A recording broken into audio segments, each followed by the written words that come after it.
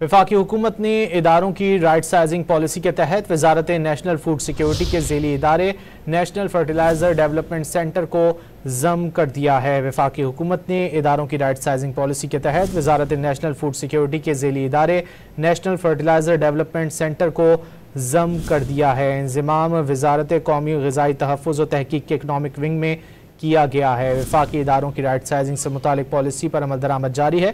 National food security के ज़ेली इदारे national fertiliser development centre को ज़म कर दिया गया। वफाकी हुकूमत ने इदारों की राइट साइजिंग पॉलिसी के तहत वजारत नेशनल फूड सिक्योरिटी के ज़ेली इदारे नेशनल फर्टिलाइज़र डेवलपमेंट सेंटर को ज़म कर दिया है। वफाकी हुकूमत ने इदारों की राइट साइजिंग पॉलिसी के तहत वजारत नेशनल फूड सिक्योरिटी के ज़ेली इदारे नेशनल फर्टिलाइज़र डेवलपमेंट सेंटर को ज़म कर दिया है। इंज़माम वजारत कौमी ग़िज़ाई तहफ़्फ़ुज़ व तहक़ीक़ के इकनॉमिक विंग में किया गया है। वफाकी इदारों की राइट साइजिंग से मुतालिक पॉलिसी पर अमल दरामद जारी है।